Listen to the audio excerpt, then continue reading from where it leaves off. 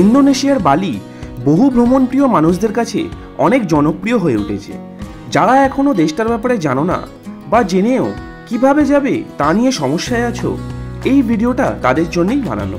আমি কথা বলছি সাউথ ইস্ট এশিয়ার অন্যতম এক সুন্দর জায়গা বালির। এই ভিডিওটা শেষ অবধি দেখলে কথা দিতে পারি কোনো ট্রাভেল এজেন্সি ছাড়াই নিজেরা প্ল্যান করে অনায়াসে ঘুরে আসতে পারবে।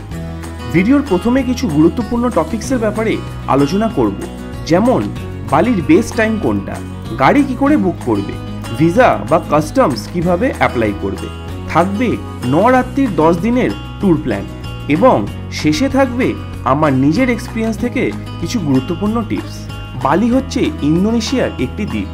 মূলত এই দ্বীপের প্রধান আকর্ষণ জায়গাগুলো কুটা এবং উবুদ শহরের আশেপাশেই আছে এবং এরই সাথে আরেকটি জনপ্রিয় দ্বীপ হচ্ছে নুসা পেনিদা। সবটাই থাকবে এই ভিডিওতে। বেশি দেরি না করে ভিডিওটা শুরু করা যাক। সারা বছর ধরেই কম বেশি পর্যটক আসে এই বালি দ্বীপ ঘুরে দেখতে। মূলত এপ্রিল থেকে অক্টোবর হচ্ছে মোক্ষম সময়, যখন আর্দ্রতা এবং বৃষ্টি অনেকটাই কম থাকে, তার সাথে পরিষ্কার নীলাকাশ। নভেম্বর থেকে মার্চ এখানে বর্ষাকাল, তাই এই সময়টা না আসাই ভালো। এবার আসা যাক ফ্লাইট ডিটেলসে। কলকাতা থেকে ডেনপাসার অর্থাৎ বালির এয়ারপোর্টে আসার অনেক ফ্লাইটই আছে। কুয়ালালামপুর বা সিঙ্গাপুর লেওভার হয়ে খুব সহজেই তোমরা ডেনপাসার এয়ারপোর্টে চলে আসতে পারবে। সিঙ্গাপুর এয়ারলাইন্স আমার মতে সবথেকে ভালো এবং চেষ্টা করবে 3 মাস আগে ফ্লাইটের টিকিটটা কেটে রাখা, তাতে একটু সস্তাও হবে। ফ্লাইট থেকে নামার পরেই 3টে জিনিসের দরকার হবে তোমাদের। প্রথমেই হচ্ছে ভিসা, দ্বিতীয় হচ্ছে কাস্টম ডিক্লারেশন এবং তৃতীয় হচ্ছে সিম কার্ড। ভারতীয়দের জন্য বালি যেতে হলে ভিসা অ্যাপ্লাইয়ের 2টো অপশান আছে। এক হচ্ছে ভিসা অন অ্যারাইভেল, যেটা 35 USDর মতো পড়বে, এবং ই ভিসা অন অ্যারাইভেল। এয়ারপোর্টের লম্বা লাইন এড়িয়ে যেতে হলে ই ভিসা অ্যাপ্লাই করে যাওয়াটাই ভালো হবে, তবে হ্যাঁ একটু টাকা বেশি পড়বে।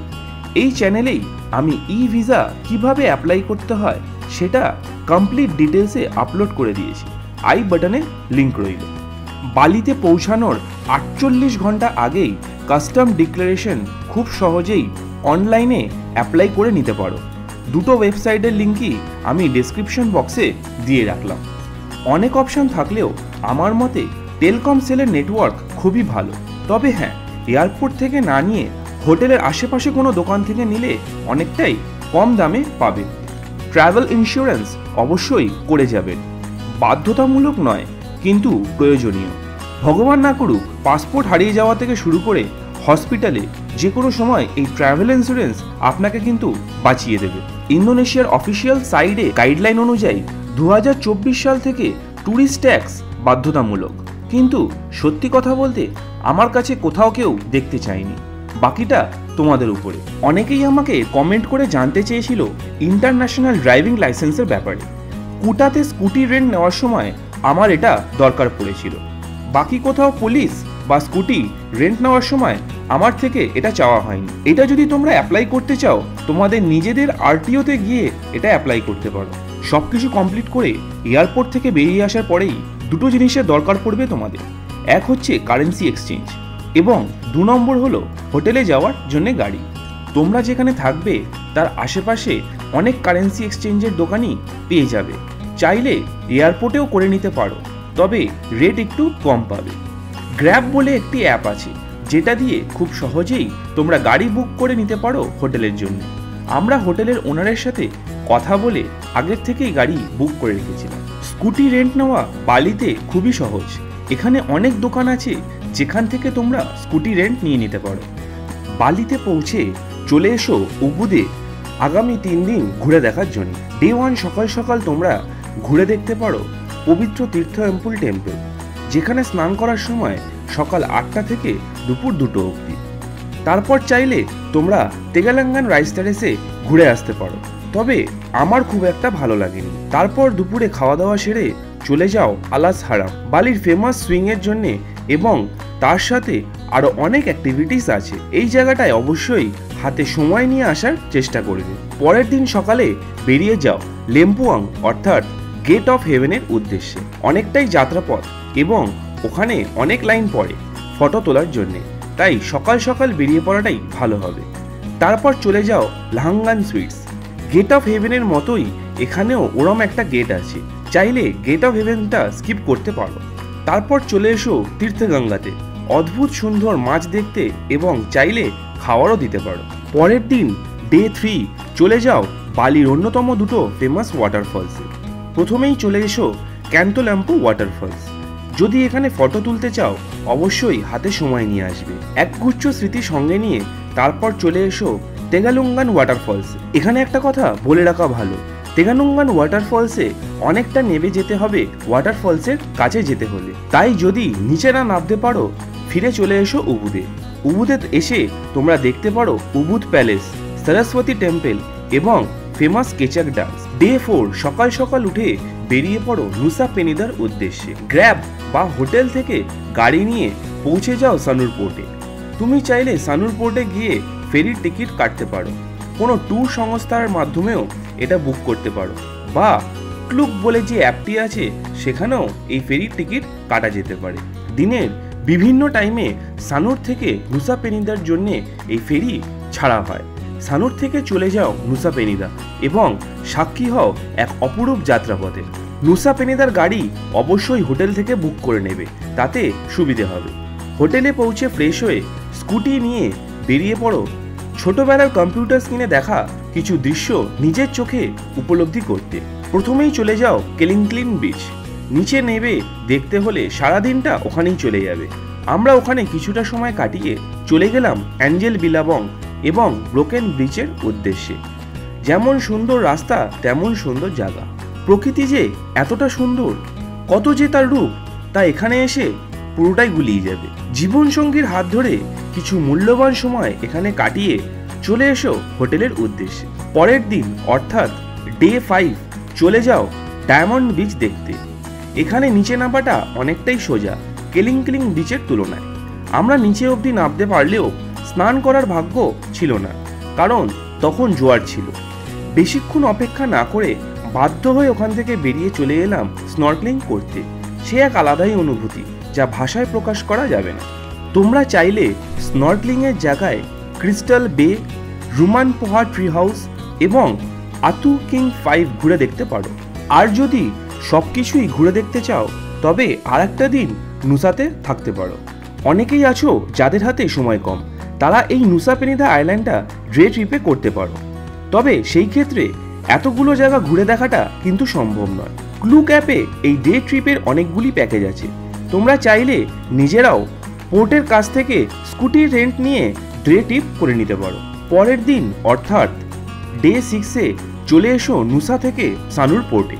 যাওয়ার সময় যে টিকিটটা কাটবে তার সঙ্গেই ফেরার টিকিটটা কেটে রাখবে। সানুর থেকে এই দিন চলে আসো কুটাতে এবং স্কুটি রেন্ট নিয়ে ঘুরে দেখো কুটার আশেপাশে জায়গাগুলো, যেমন কুটা বিচ, সেমিনিয়াক বিচ, বা চলে যেতে পারো কুটার নাইট লাইফ এনজয় করতে ফিন্স ক্লাবে। পরের দিন ডে 7 সকাল সকাল স্কুটি নিয়ে বেরিয়ে পড়ো উলুন্দানুন টেম্পলের উদ্দেশ্যে। এই জায়গাটা যতটা সুন্দর ততটাই সুন্দর এর যাত্রাপথ। এই মন্দিরেও কেচাক ডান্স হয়, কিন্তু সেটা সন্ধেবেলায়। এই মন্দিরটা তোমরা চাইলে সন্ধেবেলাও আসতে পারো, এক অপরূপ সানসেটের অভিজ্ঞতা হবে এবং তার সঙ্গে দেখতে পারবে কেচাক ডান্স। ওখান থেকেই কিছুটা পথ এগিয়ে গেলেই পেয়ে যাবে হান্ডারা গেট। এইটা একটা রিসর্টের গল্ফ ক্লাবের গেট। তোমরা চাইলে ভিতরে ঢুকে ফটো তুলতে পারো, তবে হ্যাঁ, তার জন্য কিন্তু টিকিট কাটতে হবে। যাই হোক, তারপর দিনের শেষটা আমরা কাটিয়েছিলাম এক অপরূপ সানসেটের সঙ্গী হয়ে তানালট মন্দিরে। তানালট থেকে ফিরে এসে যদি এনার্জি এবং সময় দুটোই থাকে তাহলে কিছুটা সময় সেমিনিয়াক বিচে গিয়ে লাইভ মিউজিক শুনতে শুনতে ডিনারটা করে ফেলতেই পারো। ডে 8 আমরা চলে গেছিলাম গরুড়া বিষ্ণু কালচারাল পার্কে। সত্যি কথা বলতে এই পার্কটা অনেকটাই বড়, তাই অনেকটা সময় দিতে পারলে তাহলেই এখানে যাও, অন্যথা এটাকে স্কিপ করে চলে যাও পান্টাই পান্ডাওয়া বিচে। নিরিবিলি জায়গা, প্রাচীন কিছু ইতিহাস এবং সঙ্গে প্রাকৃতিক সৌন্দর্য। ওই একই রাস্তায় উল্টো দিকে গেলেই পৌঁছে যাবে তানহা বারাক ক্লিফে, যেখানে দেখতে পারবে বড় পাঁচিল খোদাই করে মধ্যখান থেকে কিভাবে রাস্তা তৈরি করা হয়েছে।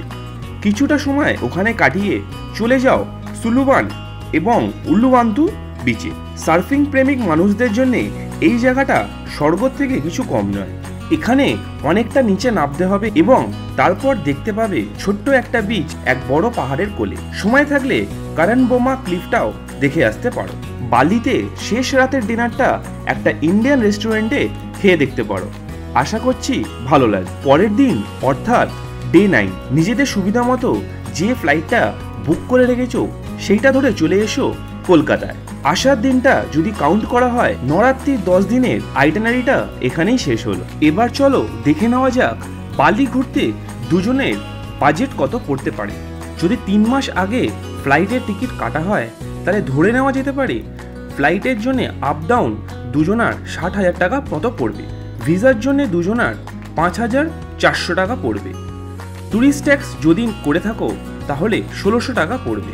ইন্স্যুরেন্স দুজনার মিলিয়ে 3600 টাকা। ইন্টারন্যাশনাল ড্রাইভিং পারমিট যদি করিয়ে রাখো সেটার ক্ষেত্রে 5000 টাকা।